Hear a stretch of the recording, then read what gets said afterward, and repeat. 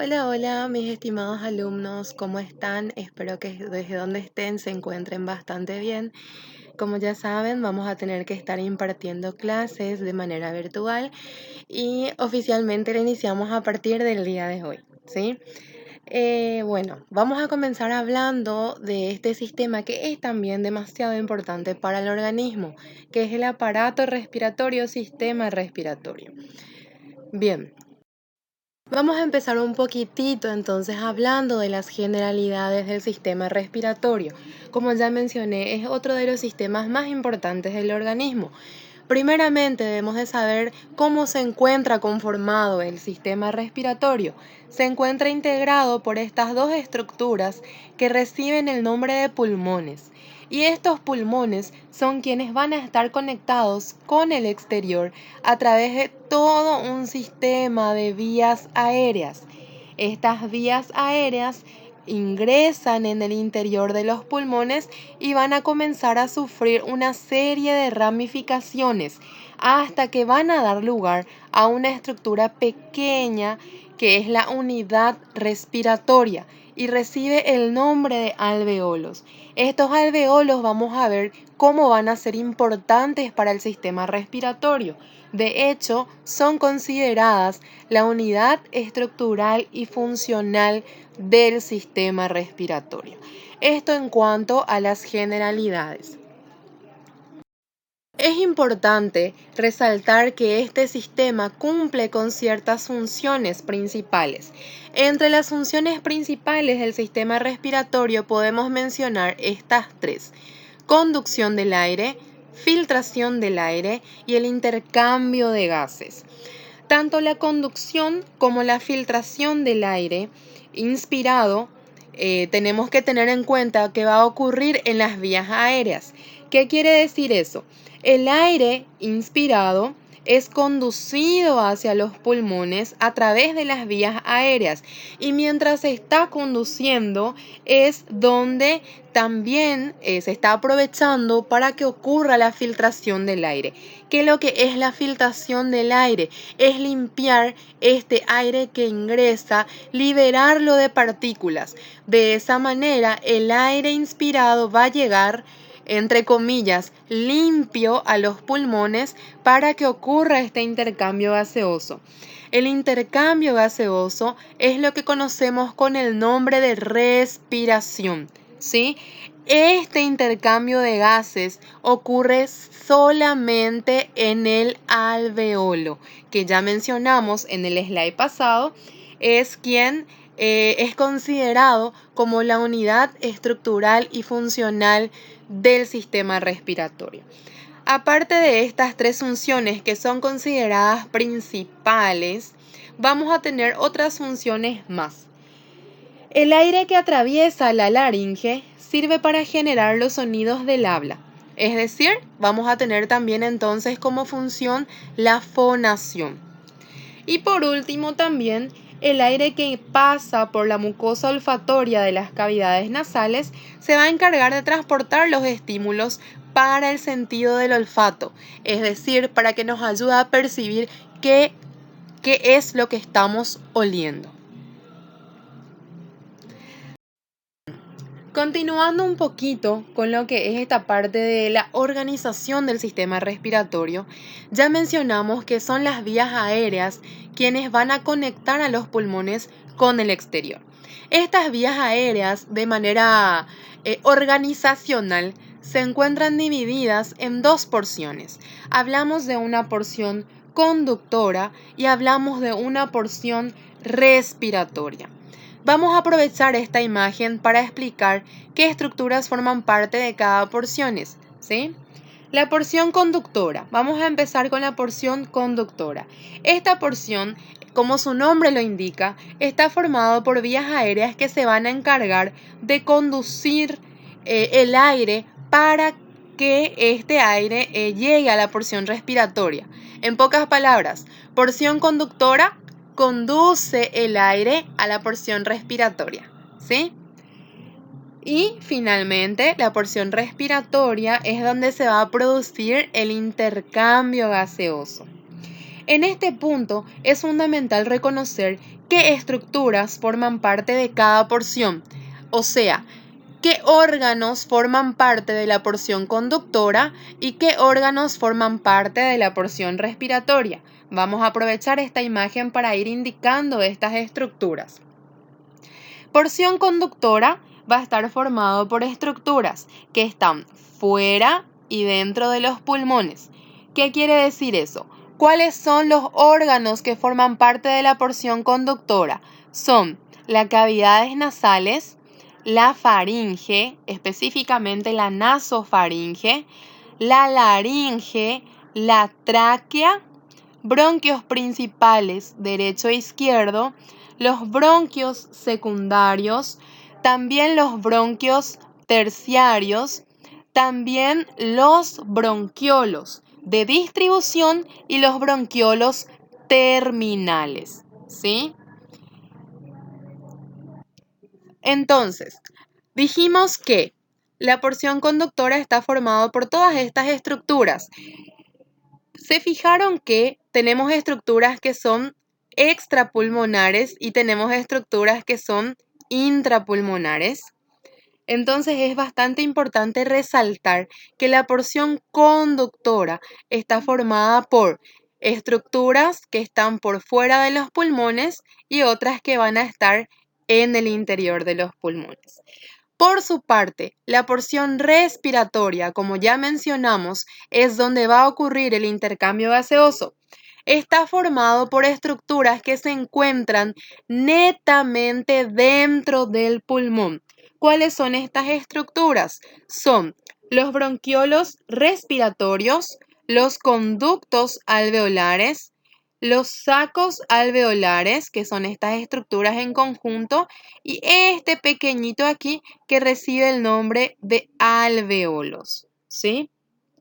Entonces, conforme vayamos desarrollando la clase, vamos a ir diferenciando cada una de estas estructuras. Vamos a ir hablando los detalles histológicos de cada una de estas vías aéreas que forman tanto parte de la porción conductora como aquellas que forman parte de la porción respiratoria. Nada más quería aprovechar la imagen para ir resaltando estas estructuras que conforman parte de cada porción.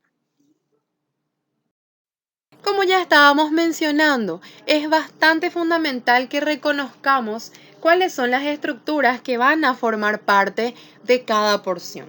Aquí volvemos a resaltar las estructuras que forman parte de la porción conductora, ¿sí? Cavidades nasales, que se continúa atrás con la nasofaringe, que se continúa con la laringe se continúa con la tráquea. Luego la tráquea se divide en los bronquios primarios o principales derecho e izquierdo. Estos bronquios ingresan a los pulmones y dan lugar a los bronquios secundarios, ¿sí? También derecho e izquierdo. Vamos a ver después la cantidad. Los bronquios secundarios se dividen en bronquios terciarios y finalmente los bronquios terciarios dan lugar a los bronquiolos. Antes de los bronquiolos terminales tenemos unos bronquiolos un poquitito más grandes que se llaman bronquiolos de distribución. Entonces, estas estructuras forman parte de la porción conductora. Como ya dijimos, algunas son extrapulmonares y otras son intrapulmonares. ¿Cuáles son las estructuras de la porción conductora que se encuentran por fuera de los pulmones? Son la cavidad nasal, nasofaringe, laringe, tráquea y bronquios primarios. La primera porción de los bronquios primarios. Hasta acá hablamos de vías aéreas extrapulmonares. Otra pequeña porción de los bronquios primarios. Bronquios secundarios, terciarios y los bronquiolos ya son intrapulmonares. Como ya mencionamos, la porción conductora conduce, ¿sí? Solamente basta relacionar el nombre. Porción conductora se encarga de conducir el aire a la siguiente porción, que es la porción respiratoria, ¿ok? También ya habíamos mencionado, repitiendo una vez más los componentes de cada porción, la porción respiratoria inicia desde los bronquiolos respiratorios, conductos alveolares, sacos alveolares y los alveolos, ¿sí? Ya mencionamos también que son netamente intrapulmonares. ¿Qué quiere decir eso? Que todas estas estructuras mencionadas se encuentran en el interior de los pulmones, ¿sí? También ya mencionamos que es la parte de la vía aérea en la cual se produce el intercambio gaseoso. En pocas palabras, es donde ocurre la respiración. Otra cosa bastante importante que cabe mencionar es que los vasos sanguíneos van a ingresar a los pulmones con los bronquios, ¿sí? Y entonces, a medida que estos bronquios se vayan ramificando, los vasos también van a sufrir ramificaciones, hasta el punto de llegar a convertirse en capilares sanguíneos. Estos capilares sanguíneos, como podemos observar en la imagen, abrazan directamente a cada alveolo y esto va a ser fundamental para el intercambio de gases. Aquí menciona claramente que es un fundamento estructural para el intercambio de gases, ¿sí? Teniendo en cuenta que estos capilares están íntimamente relacionados con los alveolos y eso va a facilitar totalmente la difusión de los gases en esta región. ¿Está bien? Esto va a ser bastante fundamental para que ocurra la respiración de manera adecuada. Bien, mientras que el aire inspirado está siendo conducido hacia los pulmones, va a sufrir una serie de modificaciones, ¿sí? Estas modificaciones reciben el nombre de acondicionamiento del aire. ¿Qué es el acondicionamiento? El acondicionamiento del aire es como poner al aire de una manera adecuada para que pueda llegar a los pulmones. Comprende 3 pasos principales: calentamiento, humectación y eliminación de partículas. Los 3 pasos son fundamentales para que el aire llegue a los pulmones en una manera óptima, ¿sí? Bien, para que ocurra estos procesos necesitamos las secreciones de las glándulas que se encuentran a lo largo de la porción conductora. Las secreciones mucosas y serosas participan en el proceso de acondicionamiento. ¿Qué es lo que van a hacer estas secreciones? Van a humedecer el aire inspirado y van a atrapar a las partículas que logran ingresar junto con ese aire. También el moco que va a estar en la superficie epitelial va a contribuir para que el epitelio no se deshidrate. En cuanto al calentamiento, el calentamiento generalmente está dado por la circulación sanguínea en la porción conductora, ¿sí? Entonces, nada más resaltando, el aire sí o sí debe pasar por un proceso de acondicionamiento. ¿Cuáles son los pasos del acondicionamiento? Son 3: calentamiento, humectación y eliminación de partículas. ¿Dónde ocurre este acondicionamiento? Ocurre a lo largo de la porción conductora del sistema respiratorio. Sí o sí, vuelvo a resaltar, sí o sí el aire debe pasar por estos 3 pasos de acondicionamiento. Principalmente, ¿quiénes se van a encargar de este proceso de acondicionamiento? Se van a encargar las secreciones mucosas y serosas de las glándulas a lo largo de la porción conductora, ¿sí? Conforme vayamos avanzando, también vamos a ir resaltando qué estructuras van a contribuir con este acondicionamiento. Por el momento es importante que recuerden qué es el acondicionamiento, cuáles son los pasos de un acondicionamiento del aire y dónde ocurre este proceso de acondicionamiento. Bien, vamos a entrar entonces a hablar de la histología de cada una de las estructuras que forman parte del sistema respiratorio. Vamos a empezar, lógicamente, con la porción conductora. La primera parte de la porción conductora que vamos a analizar son las cavidades nasales, ¿sí? Bien, las cavidades nasales, como tenemos aquí en la imagen, son 2 cámaras aéreas que se encuentran separados por un tabique que está formado tanto por hueso como por cartílago, ¿sí? Estos son espacios, como ya lo mencionamos, son espacios aéreos que tienen una forma triangular, vamos a decirle. Estamos mencionando que la base se encuentra enteramente sobre el paladar duro y el paladar blando. O sea que todo esto aquí es nuestra base. Y el vértice, que es más pequeño, es más estrecho, está dirigido hacia la fosa craneal anterior. O sea que nuestro vértice va a estar más o menos por esta región, ¿sí? Bien, vamos a aprovechar esta imagen para analizar un poquitito la cavidad nasal. Todo esto es nuestra cavidad nasal, ¿sí? Una de las cavidades nasales. Vamos a resaltar entonces que, como ya mencionamos, tenemos una base que se encuentra sobre el paladar duro y sobre el paladar blando. O sea que esta es la base de nuestra cavidad nasal. Y nuestro vértice que se encuentra dirigida hacia la fosa craneal anterior. Nuestro vértice es bien estrecho y nuestra base es bastante amplia. Bien, podemos observar, como mencionamos aquí, que cada cavidad nasal está separada por tabique. ¿Cuál es nuestro tabique? Esto que estamos observando aquí, ¿sí? Tenemos un tabique óseo y un tabique cartilaginoso en la parte inferior. Significa que al otro lado de esta imagen vamos a tener la otra cavidad nasal. Acá estamos observando una cavidad nasal solamente, ¿sí?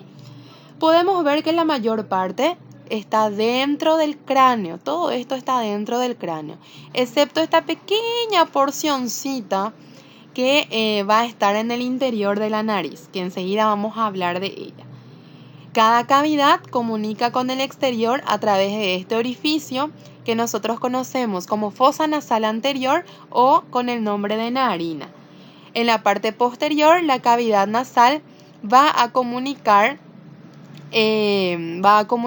con, ¿cómo se dice?, con la faringe a través de las coanas, ¿sí? Las coanas tienen que estar más o menos a este nivel. Aquí creo que no está separando, aquí está. Está señalando que es nada más un espacio. Bien. Vamos entonces, eso era nada más aprovechando la imagen. Vamos a ir detallando todo esto que acabamos de mencionar en los siguientes slides.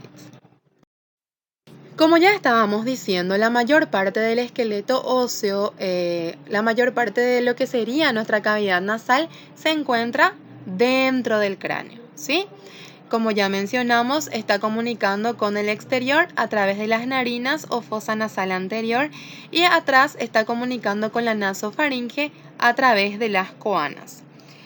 Aquí está mencionando que lateralmente se va a relacionar con los senos paranasales y con el conducto nasolagrimal. Vamos a hablar de los senos paranasales en los slides siguientes y nada más resaltando que el conducto nasolagrimal es quien se va a encargar de drenar las lágrimas en la cavidad nasal, ¿sí? Bueno, nada más volviendo a resaltar entonces esto, que ya lo mencionamos en el slide anterior. También vamos a aprovechar esta imagen, nada más volviendo a resaltar la presencia del tabique. Este es el tabique que separa las dos cavidades nasales. Acá tenemos una cavidad nasal, aquí tenemos otra cavidad nasal. Vemos que el tabique está formado en la parte superior por una pequeña porción de hueso y todo lo restante es cartílago. Por eso tenemos un tabique óseo cartilaginoso. ¿Ok? Es bastante importante recordar que las cavidades nasales se encuentran divididas en tres regiones que es fundamental que ustedes sepan cuáles son. Las cavidades nasales están divididas en tres regiones importantes: el vestíbulo nasal, la región respiratoria y la región olfatoria. El vestíbulo nasal es la primera porción de la cavidad nasal, se encuentra aquí en color verde. Es aquella porción de la cavidad nasal que se encuentra en contacto con el exterior y se encuentra en el interior de la nariz. La región más extensa es esta, de coloración más oscura, que recibe el nombre de región respiratoria. La región respiratoria se encuentra ubicada en las 2/3 partes inferiores de la cavidad nasal. Fíjense que es la más extensa y es la que está en relación con el paladar duro y el paladar blando. Finalmente, la última región es esta de color azul, que es la región olfatoria. Esta es más pequeña y se encuentra en el vértice de la cavidad nasal. Es muy importante que recordemos estas regiones porque van a tener características histológicas distintivas. Ahora vamos a ir hablando de cada una de ellas.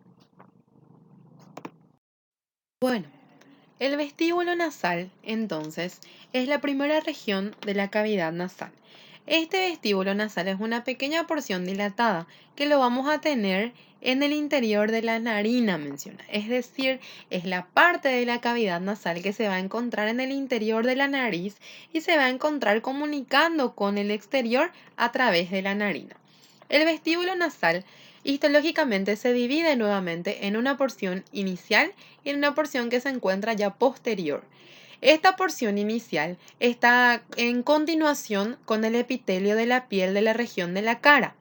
Por lo tanto, está tapizada por un epitelio estratificado plano con queratina. Podemos observar que tiene pequeños folículos pilosos que reciben el nombre de vibrisas. Con estos folículos pilosos están asociadas las glándulas sebáceas.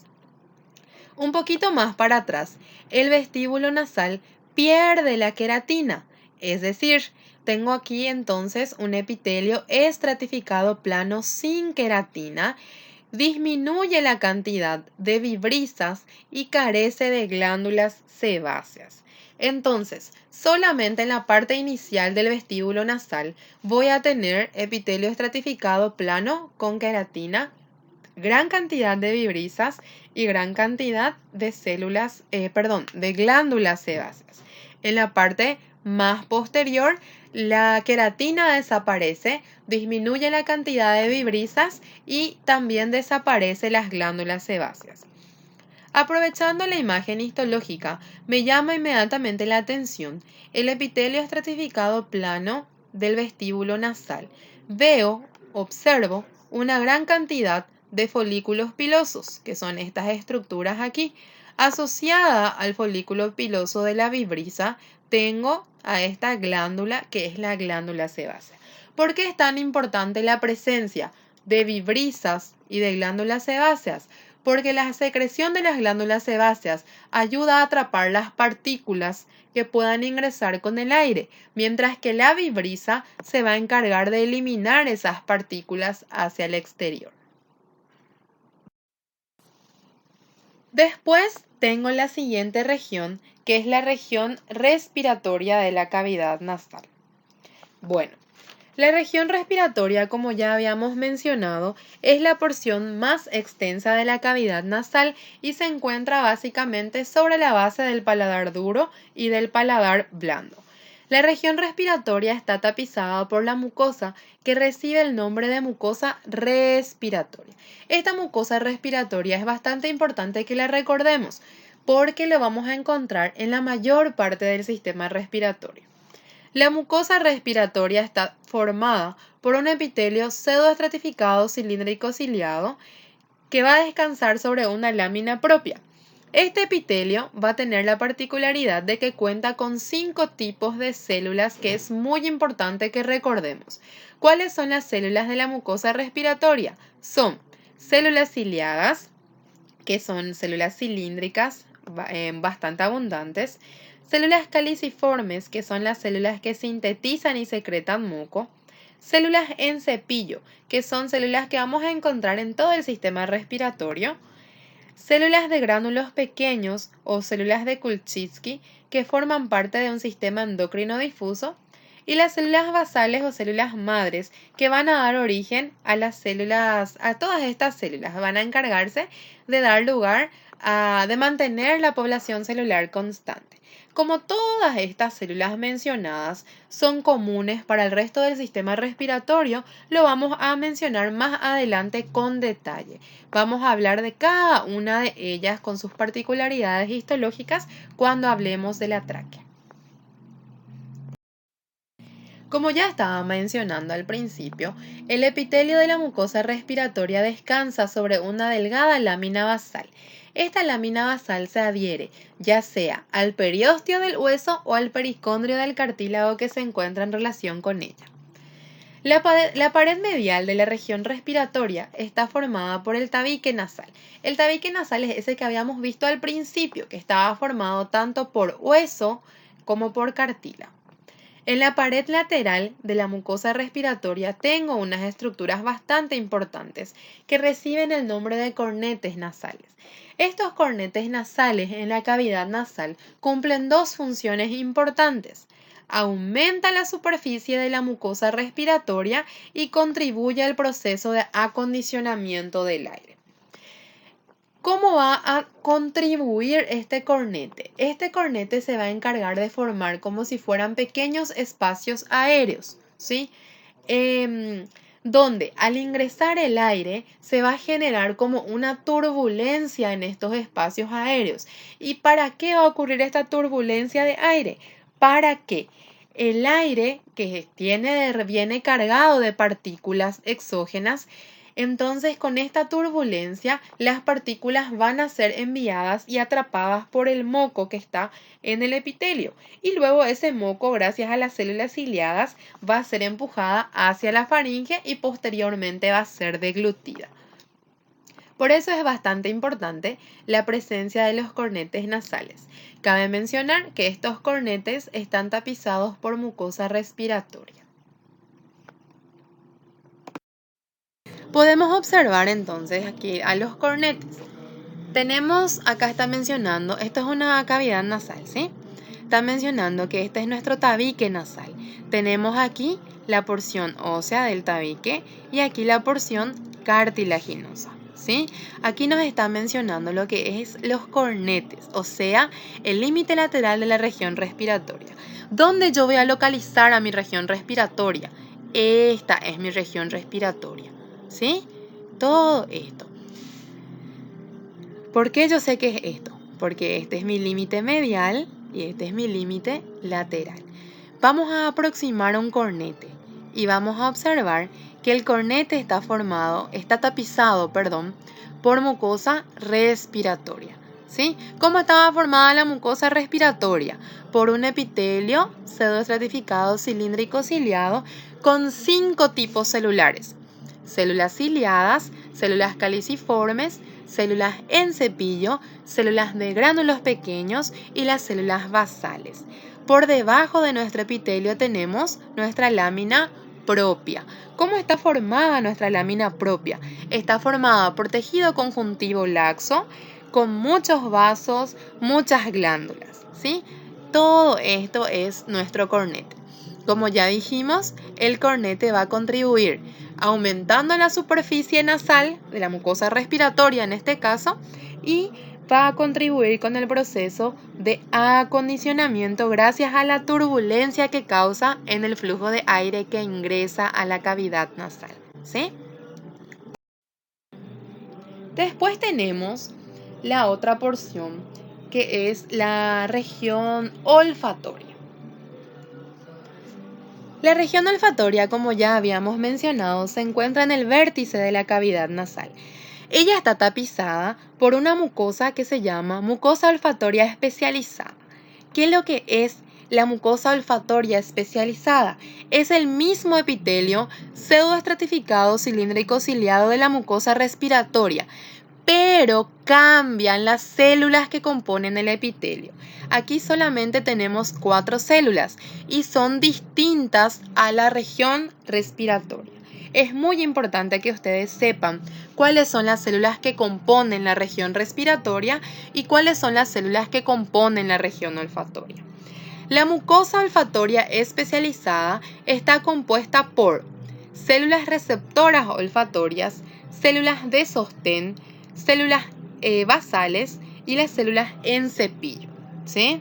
Resaltando nuevamente que en esta región no tenemos células caliciformes. Graben bien eso en su cabeza. Es bastante importante recordar que la región olfatoria carece de células caliciformes, ¿sí? Vamos a ir detallando cada una de estas células. Bueno, está resaltando nuevamente la ausencia de células calices. Bien, vamos a empezar con las células receptoras olfatorias. Las células receptoras olfatorias, como podemos observar en la imagen, son neuronas bipolares que están ocupando todo el espesor del epitelio, ¿sí? Vamos a tener que esta célula tiene un polo apical y tiene un polo basal. En el polo apical, la célula presenta una prolongación dendrítica, ¿sí? Esta prolongación que se proyecta encima del epitelio forma una vesícula que se llama vesícula olfatoria. De esta vesícula olfatoria emergen varios cilios, ¿ok? En el polo basal, por el contrario, vamos a tener una prolongación axónica.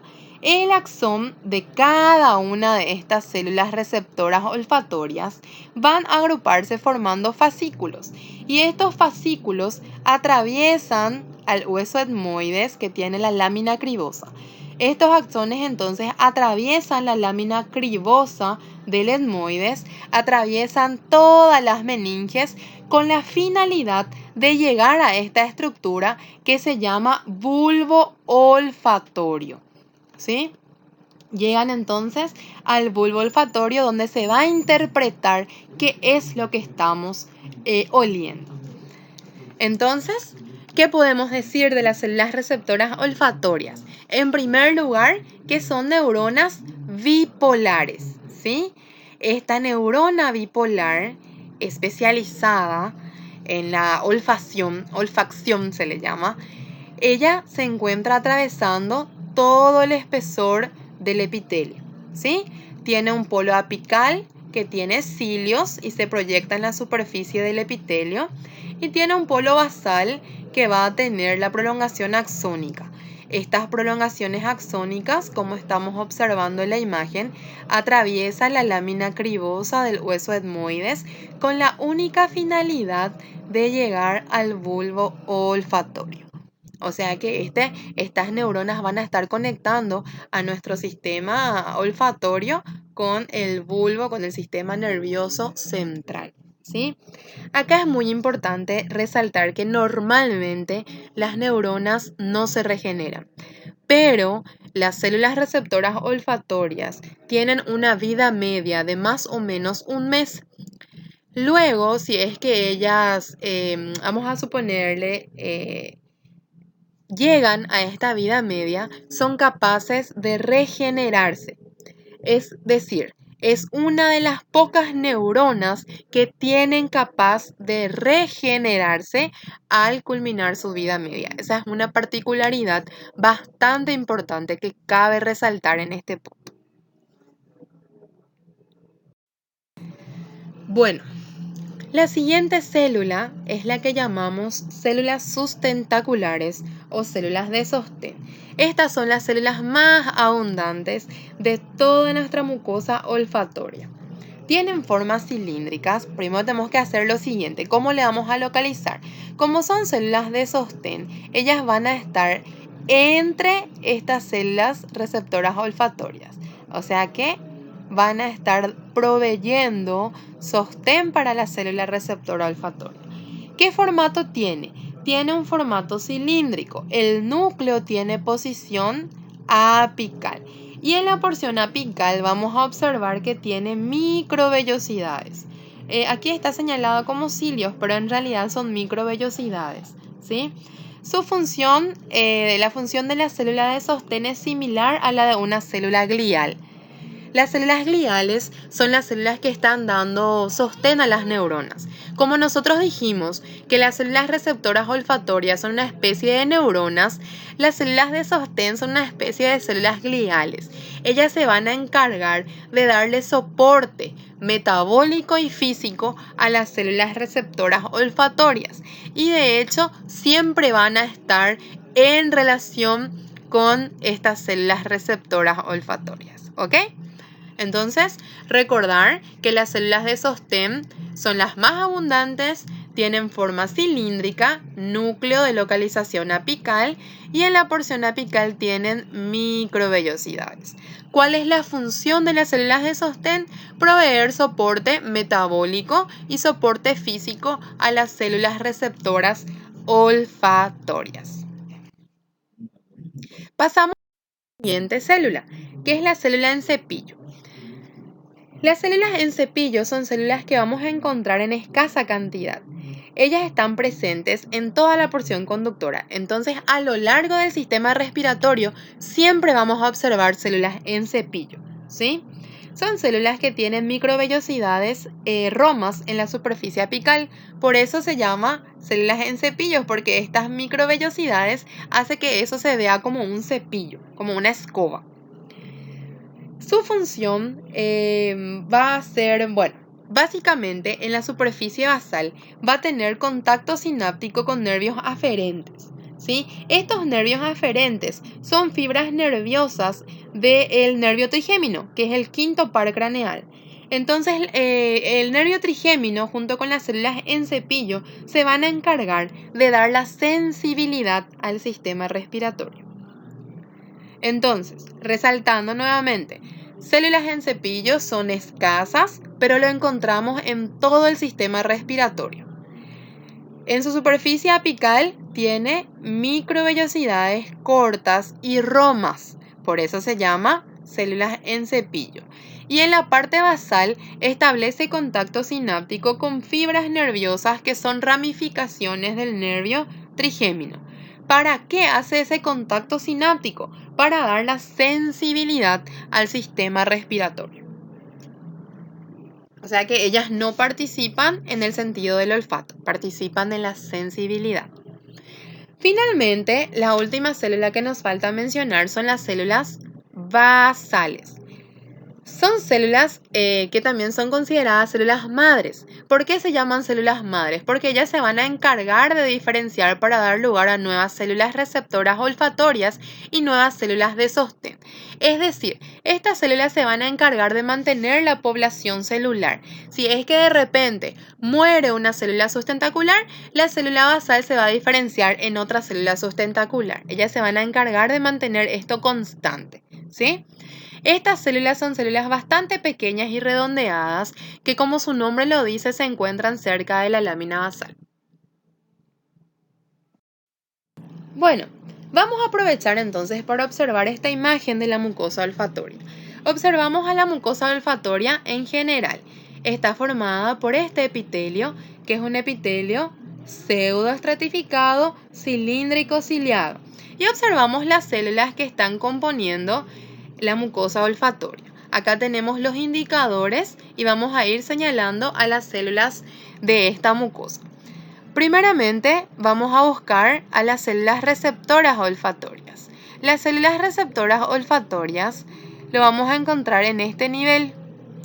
Recuerden que son neuronas bipolares y que están atravesando todo el epitelio. Vamos a ver más bien como una prolongación, no como una célula en sí. Tenemos después las células de sostén. Las células de sostén que siempre van a tener relación con la célula receptora olfatoria, ¿sí? Después tenemos a las células basales o células madres. Fíjense que se encuentran en la lámina basal, próxima a la lámina basal, ¿ok? Acá también es muy importante mencionar una característica de la mucosa olfatoria. En la mucosa olfatoria, en la lámina propia, vamos a observar a una glándula que se llama glándula de Bowman o glándula olfatoria. Vamos a hablar enseguida de ella, pero esta glándula de Bowman es la característica distintiva de la mucosa olfatoria. En pocas palabras, solamente hay glándula de Bowman en la mucosa olfatoria, ¿sí? Bien, entonces, es bastante importante resaltar nuevamente que la mucosa olfatoria se encuentra limitada al vértice de la cavidad nasal, ¿sí? Está formado por epitelio pseudoestratificado cilíndrico ciliado con 4 tipos celulares, que son las células receptoras olfatorias, las células de sostén, las células basales y las células en cepillo que aquí no podemos localizar. Este epitelio descansa sobre una lámina propia. ¿Cómo está formada la lámina propia? La lámina propia está formada por tejido conjuntivo laxo, como podemos observar, vasos sanguíneos, nervios y linfáticos. Pero lo característico en la lámina propia es la presencia de unas glándulas que se llaman glándulas de Bowman o glándulas olfatorias. Estas glándulas son la característica distintiva de la mucosa olfatoria. Es muy importante que recuerden esa diferencia. Como ya estábamos mencionando, por debajo del epitelio vamos a encontrar una lámina propia. La lámina propia va a tomar contacto con el periósteo del hueso subyacente. La lámina propia está compuesta por tejido conjuntivo laxo con abundantes vasos sanguíneos y linfáticos, los nervios y las glándulas olfatorias de las cuales vamos a hablar ahora mismo. Como ya les estaba adelantando, las glándulas olfatorias o glándulas de Bowman son la característica distintiva de la mucosa olfatoria. ¿Sí? Es muy importante que nosotros al observar la lámina propia, si encontramos glándula de Bowman, vamos a saber que estamos observando la región olfatoria. ¿Sí? Bueno, estas glándulas son glándulas túbulo-alveolares cerosas ramificadas. Ellas van a enviar su producto de secreción al epitelio. ¿Cómo van a hacer? Lo van a hacer a través de este conducto de excreción que parte del adenómero de la glándula, atraviesa todo el espesor del epitelio y va a llevar el producto de secreción a la superficie epitelial. Este conducto está tapizado por un epitelio simple cúbico. ¿Sí? La secreción de esta glándula va a actuar como trampa y como solvente para las sustancias odoríferas, es decir, ellas van a ayudar a la percepción de los olores. Constantemente esto se está barriendo, se está limpiando para que las secreciones de las glándulas puedan percibir los nuevos olores que llegan a esta región. ¿Sí? Entonces no se olviden de las glándulas de Bowman o glándulas olfatorias, característica distintiva de la mucosa olfatoria. Bien, así terminamos entonces lo que eran las cavidades nasales. ¿Sí? Recuerden cuáles son las porciones de las cavidades nasales y cómo se encuentran compuestas histológicamente cada región. Cada una va a tener una característica que le va a ir diferenciando de la otra, ¿sí? Bien, vamos a hablar entonces de los senos paranasales. ¿Qué son los senos paranasales? Son espacios que están formados por aire, son espacios llenos de aire, que se van a ir nombrando dependiendo del hueso en el que se encuentren. Como podemos observar en esta imagen, vamos a tener, por ejemplo, senos frontales, senos etmoidales, vamos a tener senos esfenoidales, que es este más pequeño aquí posterior, y los senos maxilares. Cada uno se va nombrando dependiendo del hueso en el que se va a encontrar. ¿Ok? Vamos a ir detallando. Bien. Como ya estábamos mencionando, los senos paranasales son espacios llenos de aire que vamos a encontrar en los huesos que están formando la pared de la cavidad nasal. Cada seno paranasal se va a llamar dependiendo del hueso en el que se encuentre. Como ya vimos en la imagen anterior, vamos a tener senos frontales, etmoidales, esfenoidales, maxilares, etc. Como ellas son una prolongación de la cavidad nasal, se encuentran revestidas por mucosa respiratoria. ¿Cómo está formada la mucosa respiratoria? Está formado por un epitelio pseudoestratificado, cilíndrico ciliado, con 5 tipos celulares. ¿Cuáles son las células de la mucosa respiratoria? En este punto es importante volver a repasar. Son células ciliadas, tenemos a las células caliciformes, tenemos a las células en cepillo, células de gránulos pequeños o de Kulczycki y las células basales. En los senos paranasales son abundantes la presencia de las células caliciformes. ¿Qué hacían las células caliciformes? son las células que se encargan de sintetizar y secretar el moco. Podemos observar aquí en la imagen el epitelio pseudoestratificado, cilíndrico, ciliado. Aquí están los cilios. ¿Sí? Es muy importante volver a recordar las características de este epitelio. Y vemos una gran cantidad de células caliciformes, que son estos espacios en blanco. Las células caliciformes se ven así, de color blanco. Tenemos en gran cantidad la presencia de células caliciformes, ¿sí? Después tenemos, como es mucosa respiratoria, por debajo tenemos lámina propia, formado por tejido conjuntivo laxo, y que tiene vasos, nervios y glándulas mucosas con semilunas cerosas, que son estos bordes de coloración más oscura, ¿sí? Nada más para volver a repasar cómo estaba compuesta esta región. Continuando entonces con lo que es la faringe. La faringe es un órgano que se va a encargar de comunicar la cavidad nasal y la cavidad bucal con la laringe y el esófago respectivamente. Es un conducto que está formado casi enteramente por músculo, cuya función principal sería tanto el paso de aire como el paso de alimentos. La faringe anatómicamente se encuentra dividida en tres porciones. Hablamos de una nasofaringe, que se encuentra localizada inmediatamente detrás de la cavidad nasal, la orofaringe, relacionada con la cavidad bucal, y la laringofaringe, relacionada con la laringe. Es muy importante recordar la división de la faringe porque el epitelio va a cambiar dependiendo de qué porción nos encontremos. Por ejemplo, la orofaringe se encuentra tapizada por un epitelio estratificado plano sin queratina, mientras que la nasofaringe y la laringofaringe se encuentran tapizadas por un epitelio pseudoestratificado cilíndrico ciliado del sistema respiratorio.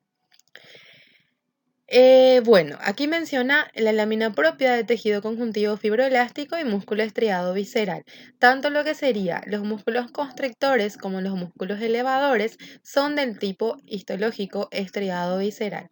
Por fuera tenemos una adventicia de tejido conjuntivo que es semejante a las fascias, por lo tanto es un tejido conjuntivo denso regular. Para organizar mejor lo que sería la histología de la faringe, lo organizamos en tres capas. Mucosa, de adentro para afuera, son mucosa, muscular y adventicia. La mucosa es quien contiene el epitelio y la lámina propia. La muscular, de músculo estriado visceral, y la adventicia de tejido conjuntivo denso regular o denso modelado, similar a la fascia que lo rodea. Ahora bien, solamente la parte lateral de la nasofaringe presenta submucosa. O sea, la parte lateral de la nasofaringe posee mucosa, submucosa, muscular y adventicia. Solamente esa porción de la nasofaringe. La submucosa está formada por tejido conjuntivo laxo. Tanto la nasofaringe como la orofaringe tienen cúmulos de tejido linfático que están formando las amígdalas, faringes y palatinas respectivamente. Entonces, toda la faringe en sí tiene tres camadas: mucosa, muscular y adventicia. La mucosa, que está compuesta por epitelio y lámina propia, lo que va cambiando es el epitelio dependiendo de la porción de la faringe. Si es orofaringe, es epitelio estratificado plano sin queratina. Si es nasofaringe y laringofaringe, es pseudoestratificado cilíndrico ciliado. La muscular, de músculo estriado visceral, y la adventicia de tejido conjuntivo denso regular. La submucosa, presente solamente en la parte lateral de la nasofaringe, está formada por tejido conjuntivo laxo. Eso es bastante importante que recordemos. De igual manera, al final vamos a hacer un cuadro comparativo con todas las características histológicas de cada vía aérea, con sus porciones, con sus, valga la redundancia, características. Finalmente, llegamos a la laringe. La laringe es un órgano tubular que se encuentra entre la faringe y la tráquea. Se encuentra formado por cartílago hialino y cartílago elástico. El cartílago elástico se encuentran localizaciones específicas, tales como la epiglotis y las apófisis vocales del cartílago aritenoides. El resto es cartílago hialino. La laringe tiene doble función. Debe de conducir el aire, o sea, formar parte del sistema respiratorio, y es el órgano encargado de la fonación. Para poder llevar a cabo la función de la fonación, la laringe se encuentra conformada por dos pliegues que reciben el nombre de pliegues vocales. Estos pliegues vocales también reciben el nombre de cuerdas vocales verdaderas. Ellos son repliegues de la mucosa que sobresalen en la luz de la laringe y son bastante importantes para que la laringe cumpla la función de la fonación. Cada pliegue vocal, vamos a aprovechar esta imagen, cada pliegue vocal se encuentra tapizada por un epitelio estratificado plano sin queratina. Además, en su interior, cada pliegue vocal posee este colorcito blanco que es el ligamento de sostén o ligamento vocal y esto de color más oscuro que es el músculo intrínseco, que también recibe el nombre de músculo vocal. Ellos son bastante importantes para la fonación y para ayudar con la tensión, aumentar la tensión de los pliegues para poder abrir y cerrar la glotis. Cabe mencionar que este músculo vocal es músculo estriado visceral, ¿sí? Vamos a ver eso más adelante. Por encima de los pliegues vocales o cuerdas vocales verdaderas tenemos este espacio alargado que recibe el nombre de ventrículo. Por encima de este ventrículo tenemos otros pliegues que reciben el nombre de pliegues ventriculares o cuerdas vocales falsas. Esto va a ser sumamente importante para poder diferenciar pliegues o cuerdas vocales verdaderas de los pliegues o cuerdas vocales falsas. Les voy a ir mostrando las diferencias en la siguiente imagen. Vamos a aprovechar esta.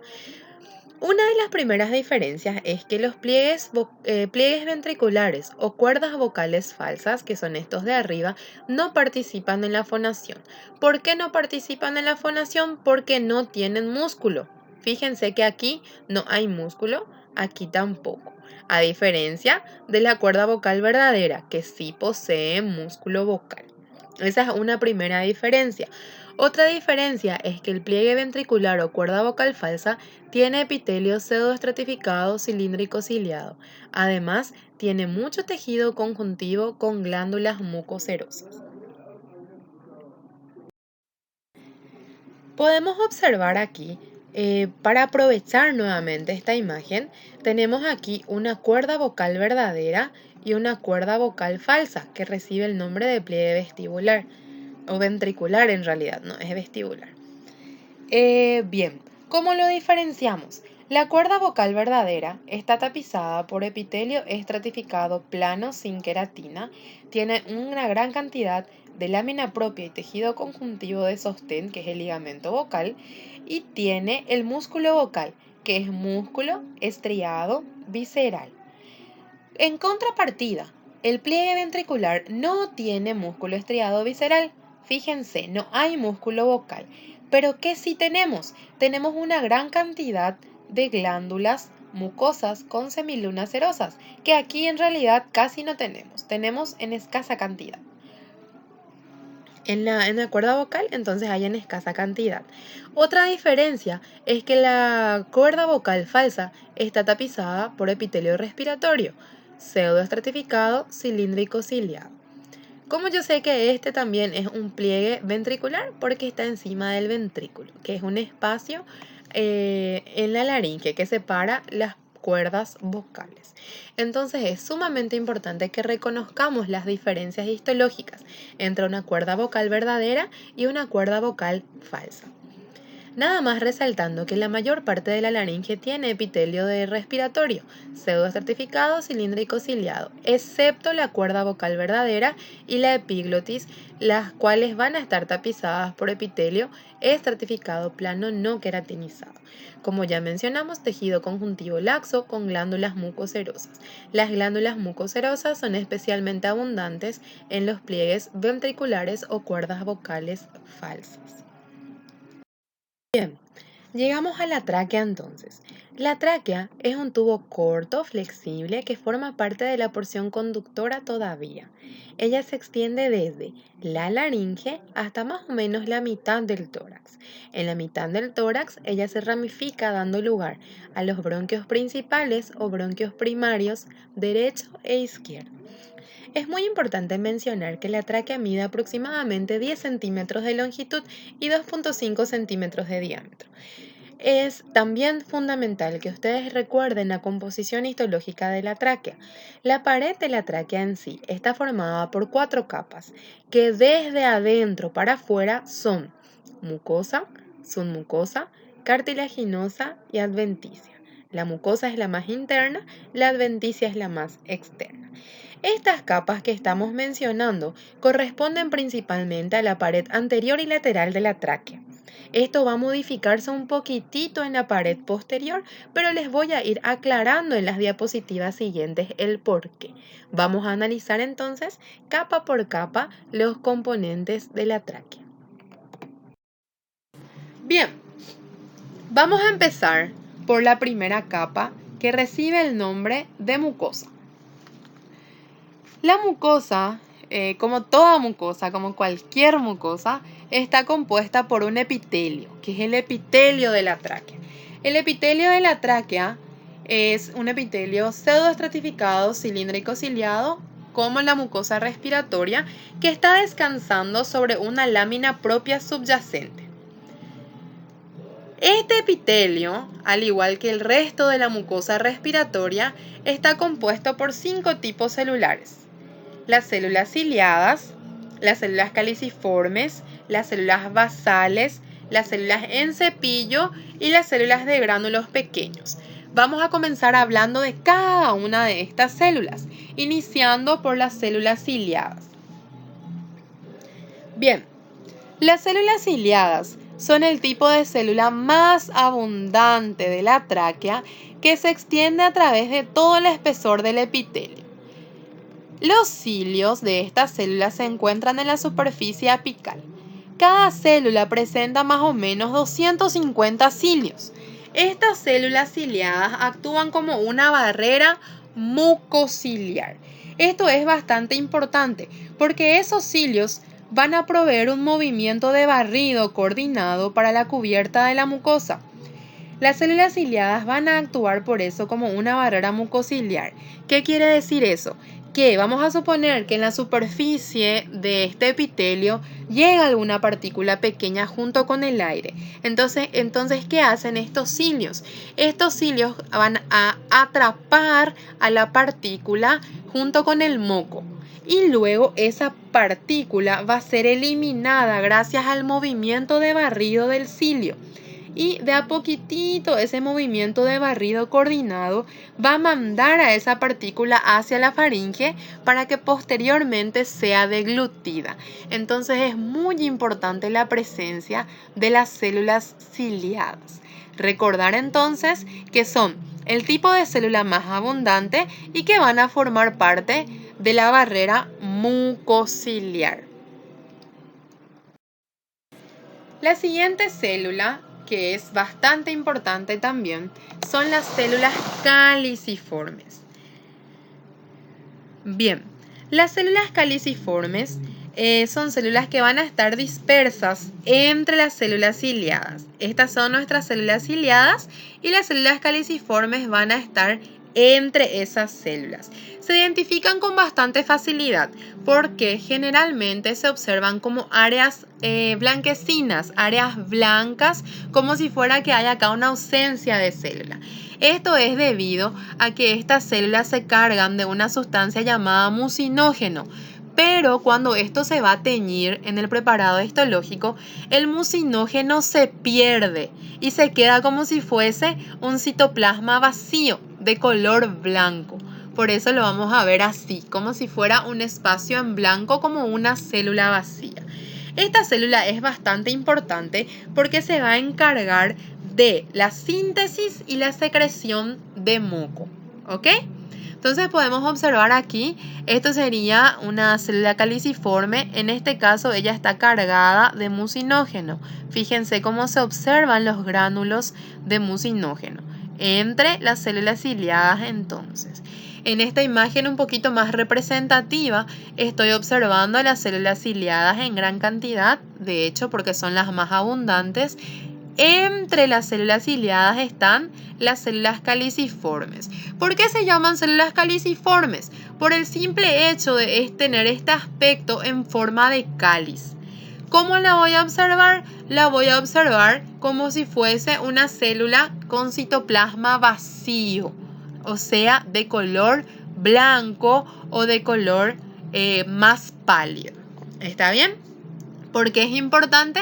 Porque sintetiza y secreta moco.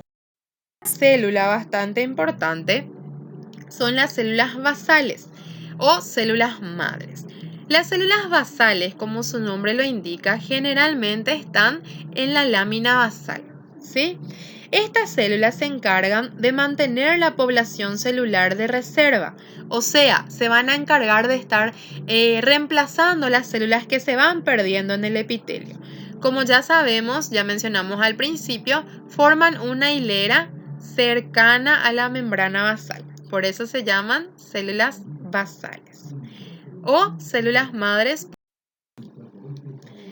Las células en cepillo, ya mencionamos en las estructuras anteriores, las células en cepillo son las que vamos a encontrar a todo lo largo de la mucosa, de las vías aéreas. Estas células, con las mismas características que ya mencionamos, son células cilíndricas que en la superficie apical van a tener microvellosidades romas. Estas microvellosidades romas son las responsables de que estas células se llamen en cepillo. ¿Sí? ¿Por qué? Porque parecen un pequeño cepillo, como una pequeña escoba. En la superficie basal se van a encargar de mantener contacto sináptico con fibras nerviosas para dar la sensibilidad al sistema respiratorio. Esto es lo mismo, la misma célula en cepillo que ya habíamos visto en el slide anterior. Después tenemos las células de gránulos pequeños, que también reciben el nombre de células de Kulczycki. Estas células son el equivalente respiratorio de las células enteroendocrinas. Es decir, son células bastante parecidas a unas células que se encuentran en el sistema digestivo. ¿Por qué ocurre esto? Porque el sistema respiratorio tiene un origen embriológico común con el sistema digestivo, o sea que el aparato respiratorio se origina de una estructura embrionaria que se llama intestino primitivo. Y por eso estas células del aparato respiratorio son muy parecidas a las células del aparato digestivo, ¿ok? Es un tipo de células que va a tener cierta función endocrina.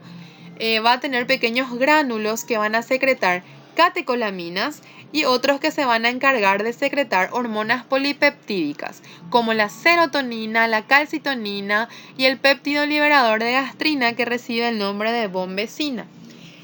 En realidad, esta función en sí de la célula de gránulos pequeños se desconoce, no se sabe con certeza para qué sirve, pero recordar que las células de gránulos pequeños tienen cierta función endocrina y que están bastante relacionadas con las células enteroendocrinas del aparato digestivo.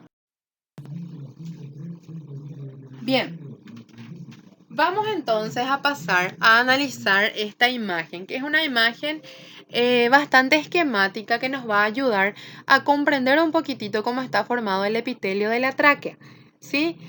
Resumiendo todo lo que dijimos hasta ahora, vamos a volver a repasar.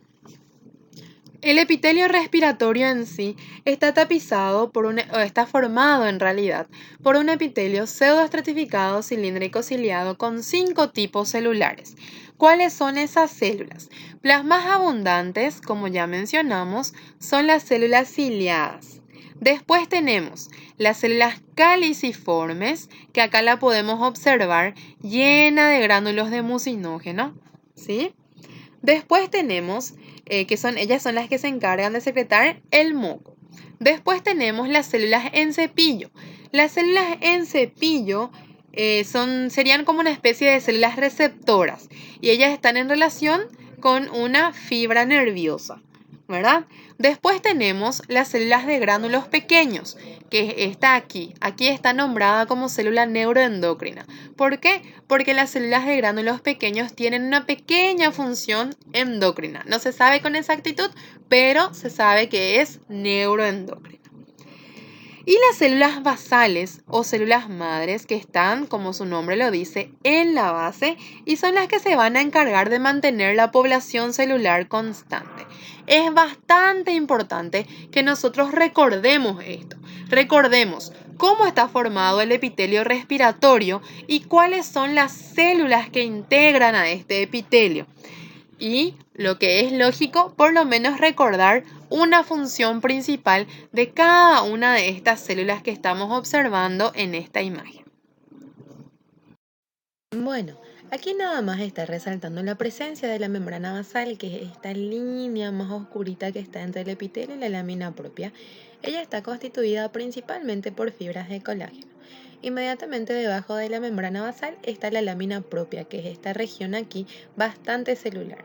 ¿Por qué es bastante celular? Porque está compuesta por tejido conjuntivo laxo con abundantes vasos sanguíneos y tiene varios tipos celulares. ¿Cuáles son los tipos celulares? Podemos tener linfocitos, mastocitos, plasmocitos, eosinófilos y fibroblastos. También podemos encontrar tejido linfático difuso y nodular. Donde termina la lámina propia podemos encontrar una condensación de membranas elásticas. Esto no es nomás tan visible en un preparado histológico de rutina de hematoxilina y eosina, así que no es común que nosotros observemos membranas elásticas separando la lámina propia de la submucosa. La siguiente capa es la submucosa. La submucosa se encuentra compuesta principalmente, a diferencia de la mayoría de los órganos, se encuentra compuesta principalmente por tejido conjuntivo laxo. Este tejido conjuntivo laxo posee abundantes células, abundantes vasos sanguíneos y linfáticos. También, de hecho, estos linfáticos pueden ser en forma de tejido linfático que se extiende desde la lámina propia que acabamos de mencionar. Contiene además glándulas mucosas con semilunas cerosas. Estas glándulas mucosas se van a encargar de llevar su producto de secreción hasta la superficie epitelial a través de conductos excretores que están revestidos por un epitelio simple cúbico. ¿Ok? Estas glándulas mucosas con semilunas cerosas son especialmente abundantes en la pared posterior de la tráquea. Eso es bastante importante de recordar. La siguiente capa es la capa cartilaginosa. La capa cartilaginosa está formada por varios anillos de cartílago hialino, aproximadamente 16 a 20 en forma de C, que se van disponiendo uno sobre otro y va a ser el responsable de darle a la tráquea ese formato característico. Como ya mencionamos, son del tipo cartílago hialino. Al tener este formato de C, va a hacer que la parte posterior, acá podemos observar en la imagen, cartílago en forma de C, continuo en forma de C, y la parte posterior queda una brecha abierta sin cartílago. Esa pequeña abertura es rellenada por músculo liso traqueal y por un tejido conjuntivo fibroelástico. Por tanto, cuando empezamos a hablar de tráquea, yo dije que era diferente la composición de la pared de la tráquea en la pared anterior de la pared posterior. La pared anterior de la tráquea se encuentra formado por mucosa, submucosa, cartilaginosa y adventicia. Pero la pared posterior de la tráquea está formada por mucosa, submucosa, muscular y adventicia. ¿Ok? Es decir, que la pared anterior de la tráquea no tiene músculo, pero tiene cartílago. Y la pared posterior de la tráquea presenta una ausencia de cartílago y se encuentra rellenada por músculo, de tipo músculo liso. Eso es bastante importante que ustedes recuerden cómo va a estar, cómo es la diferenciación histológica de la pared anterior y la pared posterior de la tráquea. Esta imagen va a ser de bastante ayuda para recordar eso. Volviendo a resaltar, solamente la pared anterior y lateral de la tráquea tiene cartílago, que es esto de color lila que se observa aquí, y la pared posterior no tiene cartílago, tiene músculo. ¿Ok? Finalmente, la adventicia es la capa más externa de la tráquea. Se encuentra ubicada por fuera de los anillos traqueales y por fuera del músculo liso traqueal. Se va a encargar básicamente de fijar a la tráquea a las estructuras contiguas. Está formado principalmente por tejido conjuntivo laxo que contiene vasos sanguíneos, vasos linfáticos y nervios. Todo esto se van a encargar de irrigar e inervar a la tráquea. Bien, vamos entonces a pasar a hablar de los bronquios. La tráquea se va a dividir en la mitad del tórax en los bronquios principales, que también reciben el nombre de bronquios primarios. Tenemos un bronquio primario derecho y un bronquio primario izquierdo. El bronquio primario o principal ingresa al hilio pulmonar. Dentro del pulmón, el bronquio primario se divide en bronquios secundarios. Los bronquios secundarios también reciben el nombre de bronquios lobares. ¿Ok? Estos bronquios secundarios o lobares se dividen en bronquios terciarios. Los bronquios terciarios también reciben el nombre de bronquios segmentarios. ¿Ok? Esto es muy importante, este bronquio segmentario o bronquio terciario. ¿Por qué? Porque el bronquio terciario, con la porción o segmento del parénquima pulmonar que depende de él, forma un segmento que se llama segmento broncopulmonar, y eso es bastante importante a la hora de la extirpación quirúrgica. Entonces, en este punto es muy importante recordar que vamos a tener bronquios extrapulmonares y bronquios intrapulmonares. Solamente una pequeña porción de los bronquios primarios o principales son extrapulmonares. La otra porción del bronquio primario, el bronquio secundario y el bronquio terciario son intrapulmonares. ¿Ok? O sea que están en el interior del pulmón. ¿Por qué es importante hacer esta diferenciación? Porque la histología va a cambiar si estamos hablando de un bronquio extrapulmonar o si estamos hablando de un bronquio intrapulmonar. Entonces vamos a hacer esa diferenciación. Como ya estábamos diciendo, la tráquea, a más o menos la mitad del tórax, se divide en los bronquios principales o bronquios primarios derecho e izquierdo. Estos van a ingresar al hilio pulmonar, ¿verdad? El bronquio derecho menciona aquí a modo de generalidades que es un poquitito más amplio y más corto que el bronquio izquierdo. Al introducirse en el hilio pulmonar, o sea, al interior del pulmón, cada bronquio principal se divide en bronquios lobares, que son los bronquios secundarios. Esos bronquios lobares van a ser 3 para el lado derecho, recordando que el pulmón derecho tiene 3 lóbulos, y 2 para el lado izquierdo, recordando que el pulmón izquierdo tiene 2 lóbulos. A su vez, los bronquios secundarios se dividen en bronquios segmentarios o bronquios terciarios. Vamos a tener 10 bronquios segmentarios para el lado derecho y 8 bronquios segmentarios para el lado izquierdo. Un bronquio segmentario con la porción de parénquima pulmonar que se relaciona con este bronquio reciben el nombre de segmento broncopulmonar. Y esto es lo que les estaba comentando, que es bastante importante a la hora de la extirpación quirúrgica. O sea que en la hora de la cirugía, cuando se va a hacer Por A o B motivo, la extirpación de un pulmón, generalmente se tiene en cuenta los segmentos broncos pulmonares.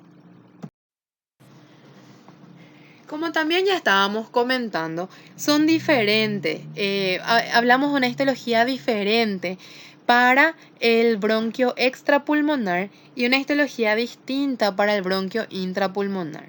El bronquio extrapulmonar es similar a la tráquea.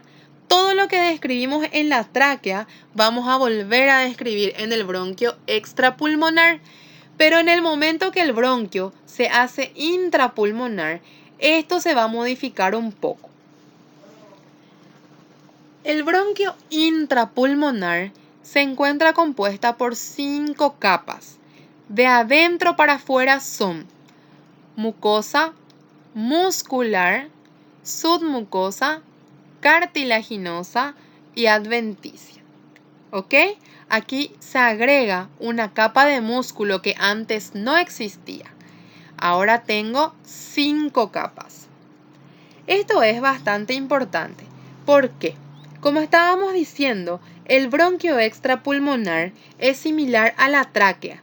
Es decir, ¿cuáles son las capas de la pared de un bronquio extrapulmonar? Son mucosa, submucosa, cartílago y adventicia. ¿Ok? Ahora, cuando hablo de un bronquio intrapulmonar, voy a tener 5 capas. Mucosa, se agrega una capa muscular, la submucosa, cartílago y adventicia. Tengo 4 capas para el bronquio extrapulmonar y tengo 5 capas para el bronquio intrapulmonar. Eso es bastante importante que nosotros recordemos. Nada más para observar, vamos a ir detallando capa por capa, no se preocupen. Nada más para aprovechar la imagen de este bronquio, este ya es un bronquio intrapulmonar. Voy a tener aquí mi mucosa, donde tengo el epitelio, seguido de este bloquecito más oscuro, que es mi capa muscular. ¿Ven? Esto que se ve de una coloración más roja. Después de la muscular, tengo esta más clara, que es la submucosa. Después de la submucosa, la placa cartilaginosa y finalmente la adventicia. ¿Sí? Esas son las 5 capas de un bronquio, de adentro para afuera, de un bronquio intrapulmonar. ¿Ok? Bien, entonces vamos a comenzar detallando capa por capa cómo está compuesto el bronquio. Empezando por la luz, tenemos la mucosa que se encuentra compuesta por un epitelio pseudoestratificado cilíndrico ciliado, con las mismas células que describimos para la mucosa respiratoria. Este epitelio pseudoestratificado cilíndrico ciliado descansa sobre una lámina propia o una lámina basal, ¿verdad? Esta lámina está formada por tejido conjuntivo laxo, vasos, nervios y linfáticos similar a la tráquea. Entonces la mucosa no cambia nada, formado por el mismo epitelio pseudoestratificado cilíndrico ciliado y las mismas células que encontramos en la tráquea. ¿Sí? Y la lámina propia o lámina basal que está formada por tejido conjuntivo laxo, vasos, nervios y linfáticos. Acá tenemos la novedad. Agregamos una nueva capa que es la capa muscular. La capa muscular está formada por músculo liso. Es una capa continua de músculo liso para los bronquios de mayor tamaño. Pero a medida que el bronquio se va adelgazando y se va haciendo más pequeño, el músculo se va a ver de manera discontinua. ¿Sí? O sea que mientras el bronquio sea grande, voy a observar una capa continua de músculo. Pero mientras el bronquio sea cada vez más pequeño, incluso puedo ver como discontinuo. ¿Sí? Vamos a ir viendo que hay estructuras donde el músculo va a predominar. Pero en este punto es importante recordar que la capa muscular es de músculo liso, es continuo para los bronquios grandes y discontinuo para los bronquios más pequeños. Después tenemos la submucosa, que está formada por tejido conjuntivo laxo, que está además compuesta por algunas glándulas mucosas con semilunas cerosas y tejido adiposo en escasa cantidad en los bronquios de mayor tamaño. ¿Sí? La submucosa tampoco varía tanto. La capa cartilaginosa. La capa cartilaginosa está formada por placas de cartílago hialino discontinuas. ¿Se recuerdan? En la tráquea teníamos una capa continua de cartílago en forma de C. Acá no. Acá ya tenemos placas de cartílago discontinuas, ¿sí? Que se van haciendo cada vez más pequeñas conforme disminuye el tamaño de los bronquios. Es bastante importante recalcar que este cartílago hialino va a desaparecer en su totalidad en los bronquiolos. Solamente los bronquiolos carecen de cartílago. Les voy a mostrar esto. Por último, la adventicia.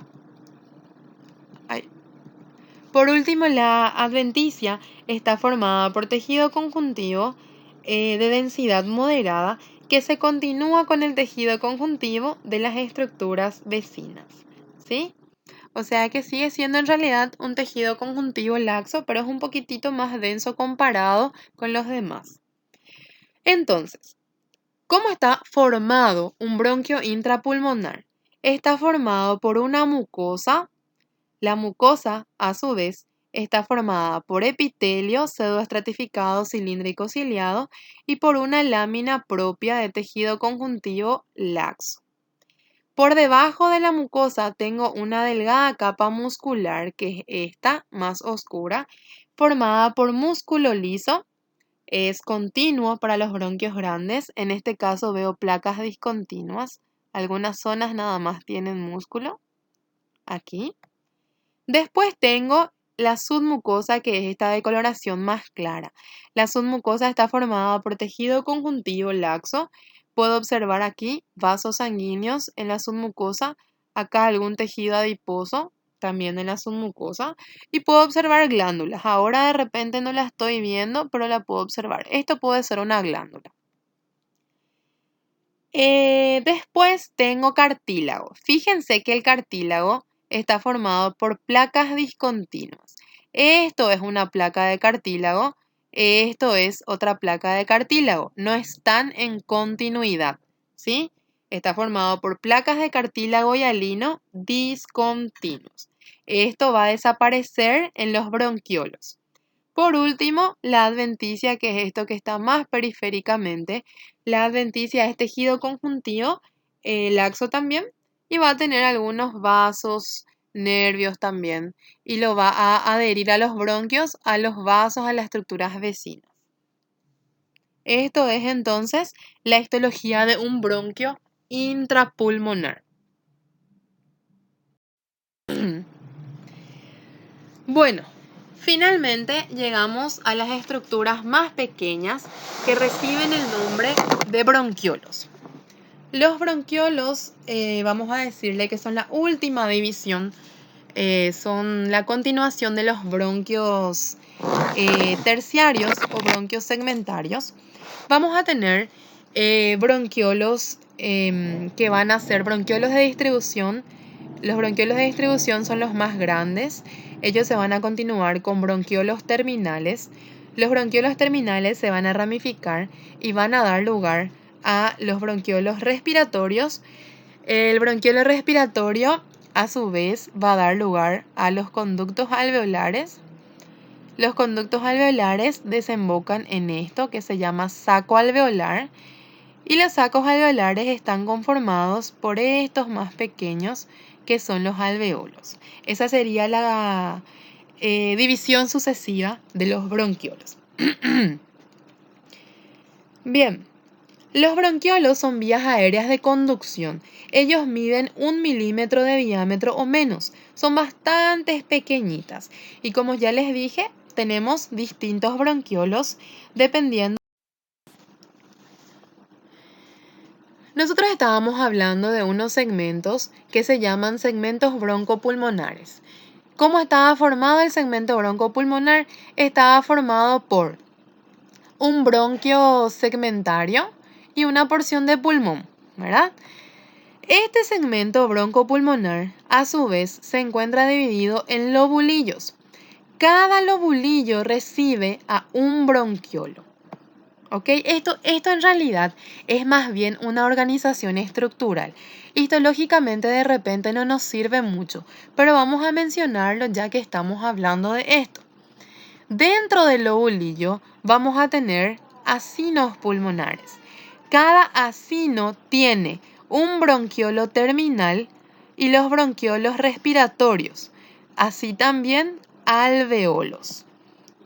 La unidad estructural y funcional más pequeña del pulmón es el alveolo, ¿ok? Que es lo que se conoce como unidad bronquiolar respiratoria. En pocas palabras, es el alveolo con su bronquiolo respiratorio. Como ya mencionamos, los bronquiolos son estructuras pequeñas que miden 1 milímetro de diámetro o menos.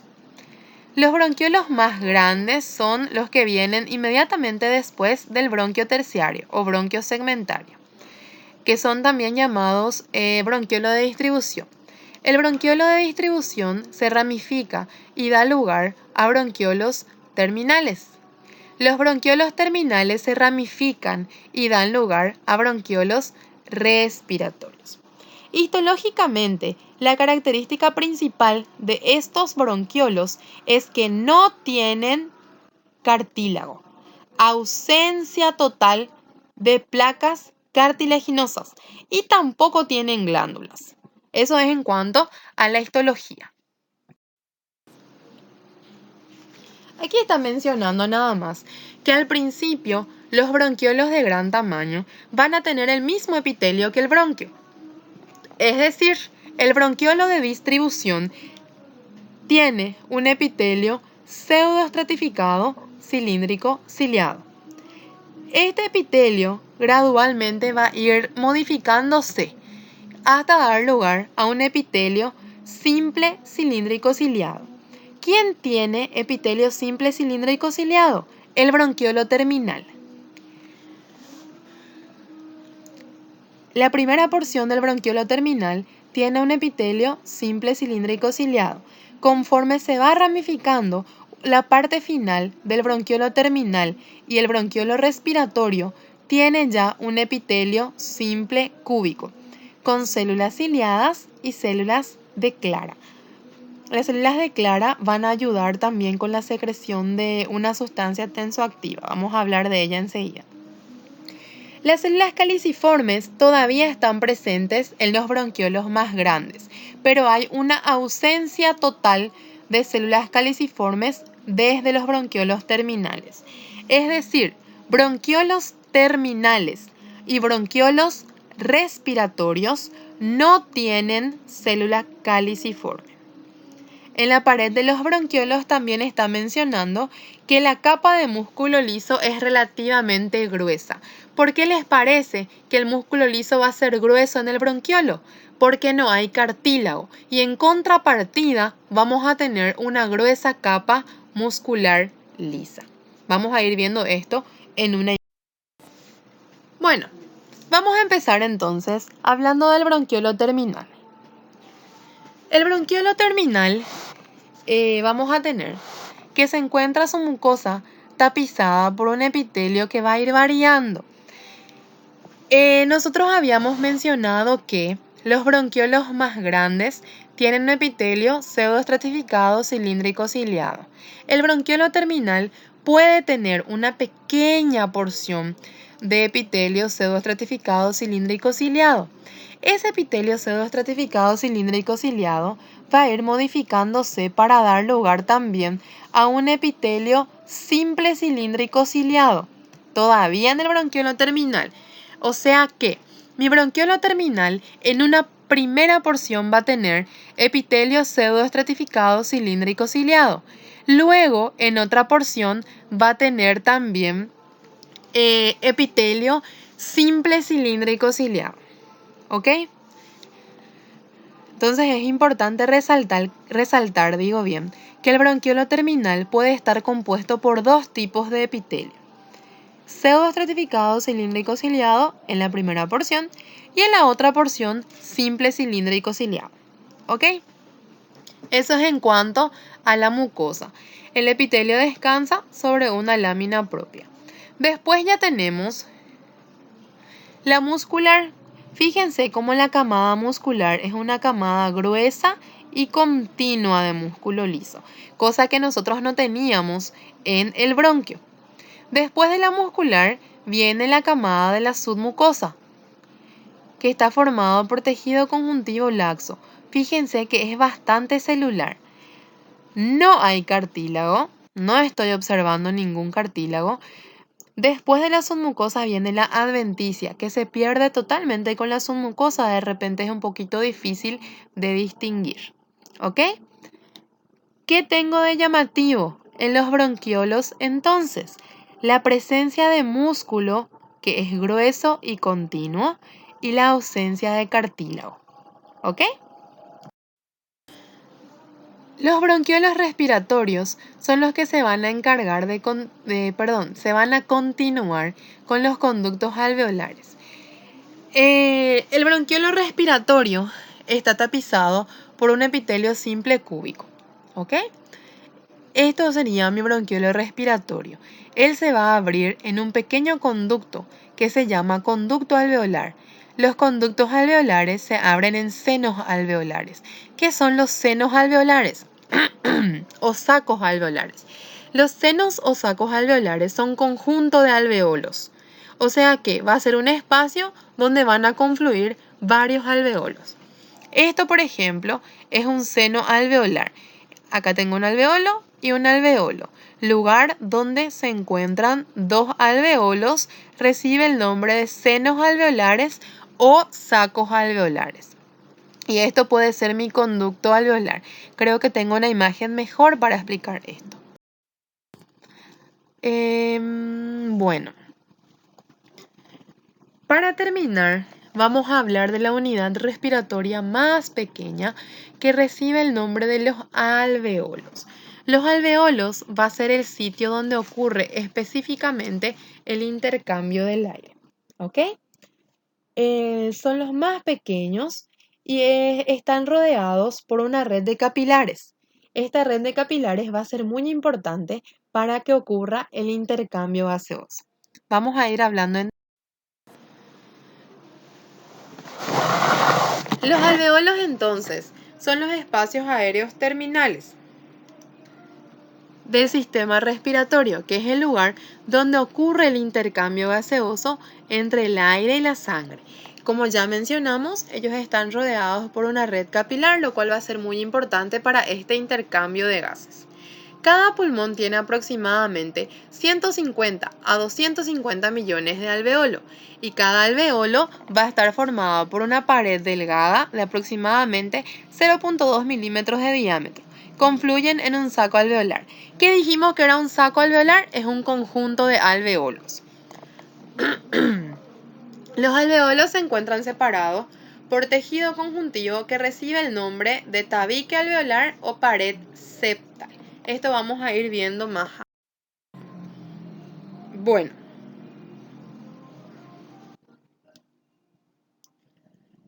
Los conductos alveolares son las vías aéreas alargadas que salen de los bronquiolos respiratorios. Y los sacos alveolares son espacios donde vamos a encontrar varios alveolos. ¿Cómo esto va a ocurrir? A ver, acá tengo un bronquiolo respiratorio. El bronquiolo respiratorio generalmente se continúa con estos conductos, que son los conductos alveolares. Los conductos alveolares no son más que espacios, solamente son pequeños espacios, así como estoy viendo. ¿Ven? Pequeños espacios. Ahora, este conducto alveolar va a llegar a una región que se llama saco alveolar. ¿Qué es un saco alveolar? Es esto. Es un espacio donde hay varios alveolos. Acá yo veo un alveolo, acá veo otro alveolo, acá otro alveolo, otro alveolo, otro alveolo. espacio donde confluyen varios alveolos recibe el nombre de saco alveolar. Acá puedo ver mi saco alveolar con mayor detalle. Acá tengo un alveolo, otro alveolo, otro alveolo y otro alveolo. Este espacio donde confluyen los alveolos se llama saco alveolar. ¿Ok? Bueno, el epitelio del alveolo está formado por los siguientes tipos de células. Células alveolares o neumocitos del tipo 1. Estos neumocitos del tipo 1 forman el 40% de la población celular. Son células aplanadas que están revistiendo el 95% de la superficie alveolar. ¿Por qué revisten tanto porcentaje si ellas se encuentran en pequeña cantidad? Justamente porque son aplanadas. Al ser aplanadas, abarcan toda la superficie del alveolo. Estas células alveolares del tipo 1 o neumocitos tipo 1 son los que van a formar el epitelio del alveolo. El alveolo se encuentra tapizado por un epitelio simple plano. Estas células son encargadas de formar la barrera alveolo capilar y es muy importante resaltar que son células que no se dividen. El siguiente tipo de célula que encontramos en el alveolo son las células alveolares del tipo 2 o neumocitos tipo 2. Ellas ya son células secretoras, corresponden al 60% de la población celular, pero al tener forma cúbica solamente ocupan 5% de la superficie. Estas células son células, como podemos observar aquí, cuadraditas, son células cúbicas que se encuentran metidas entre las células del tipo 1. Ellas se van a encargar o van a cumplir una función bastante importante, que es la de producir el surfactante pulmonar.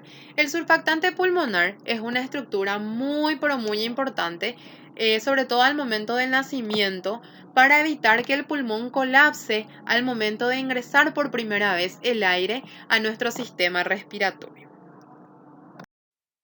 Estamos observando entonces cómo está formado el alveolo. Esto es un alveolo. Acá tengo un alveolo, otro alveolo, otro alveolo, otro alveolo. Ya dijimos que la pared del alveolo está formado por un epitelio simple plano que está a cargo del neumocito tipo 1. El neumocito tipo 1 estaba formado por células aplanadas que cubren el 95% de la pared del alveolo. El neumocito tipo 2 solamente cubre el 5%. Generalmente se encuentra metido entre las células planas. Estas son células cúbicas y producen el surfactante pulmonar. Acá está mencionando el capilar, ¿verdad? Acá puedo ver un capilar, acá otro capilar. Ellos están bastante íntimamente adheridos a los alveolos. Otro tipo celular bastante importante de alveolos es la presencia de las células que reciben el nombre de células en cepillo.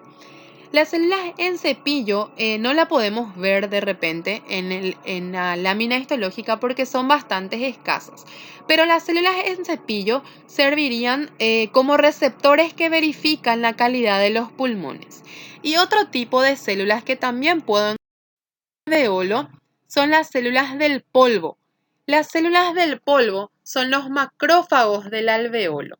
Estos macrófagos alveolares pueden encontrarse en la pared de los alveolos, así como en la luz de los alveolos. Acá estoy observando cómo sería la estructura del parénquima pulmonar. Tengo a mi alveolo, tengo varios alveolos. Acá tengo un saco alveolar. Esto es un alveolo, otro alveolo, cada uno separado por un tabique alveolar. Sitio donde confluyen varios alveolos reciben el nombre de sacos alveolares. ¿Sí? Lo mismo está resaltando aquí. Nuevamente volvemos a observar la estructura de los alveolos y observamos un bronquiolo. ¿Por qué yo sé que esto es un bronquiolo? Porque aquí no tengo cartílago. De repente con esta distancia es un poco difícil saber qué tipo de bronquiolo es porque no puedo observar su epitelio, pero sí sé que es un bronquiolo porque carece de cartílago. Acá estamos observando los alveolos, todos estos espacios que estamos viendo acá son alveolos. Esto es un saco alveolar, ¿por qué? Porque aquí confluyen varios alveolos. Esto es un alveolo, otro alveolo y esto es un saco alveolar. Aquí estoy observando un bronquio. ¿Por qué yo sé que es un bronquio? Porque veo cartílago. Esto que está acá es un cartílago, esto que está acá es otro cartílago. Es un bronquio intrapulmonar. ¿Cómo yo sé que es un bronquio intrapulmonar? Yo sé por qué. Son placas irregulares de cartílago y acá estoy viendo alveolo. O sea que dentro del pulmón nomás voy a ver alveolo, ¿verdad? Tampoco sé, no puedo distinguir el epitelio, pero sé por teoría que el epitelio del bronquio intrapulmonar es pseudoestratificado cilíndrico ciliado. ¿Ok? Bueno, esta es una imagen histológica que nuevamente está mostrando los alveolos y sacos alveolares. Esto es un saco alveolar. Acá tengo un alveolo, una pared septal, otro alveolo. Todos están confluyendo aquí. Acá estoy observando un pequeño capilar, aquí otro pequeño capilar. Esto tiene el aspecto de ser un vaso sanguíneo también, ¿sí? Así yo voy a ver una imagen histológica de un pulmón. Esto probablemente sea un bronquio, porque veo un epitelio un poquitito distinto. Deberíamos de ver qué más tenemos aquí. Nuevamente, el parénquima pulmonar conformado en su totalidad por alveolos y sacos alveolar. Esto que estoy observando acá es un bronquiolo. De repente no puedo decir qué tipo de bronquiolo es. Parece que tiene un epitelio simple cilíndrico con cilios. Por lo tanto, puede ser un bronquiolo terminal. No puedo decir con certeza porque no veo bien la mucosa, pero sé que es un bronquiolo porque carece de cartílago. No tengo cartílago aquí. Y así terminamos la clase de aparato respiratorio. Espero que hayan comprendido. Si es que alguna cosa quedó con la duda, no duden en escribirnos, dejar sus comentarios, mandar mensajes privados. Lo ideal sería que interactuemos en la plataforma. Yo voy a estar habilitando una zona para aclarar las dudas que ustedes tengan. Siempre voy a estar a disposición para ayudarles en lo máximo que pueda. Espero que ustedes también interactúen con nosotros. Nada más para aprovechar esta imagen de despedida, volviendo a resaltar, esto es un bronquio con formato de corazón, es un bronquio romántico. Acá observamos cartílago, ¿sí? Placas irregulares de cartílago y esto que es nuestra mucosa formada por epitelio pseudoestratificado cilíndrico ciliado. Es un bronquio intrapulmonar. ¿Por qué intrapulmonar? Porque yo veo alveolos alrededor y veo placas irregulares o discontinuas de cartílago hialino. Entonces eso es todo por hoy. Espero que hayan comprendido la clase.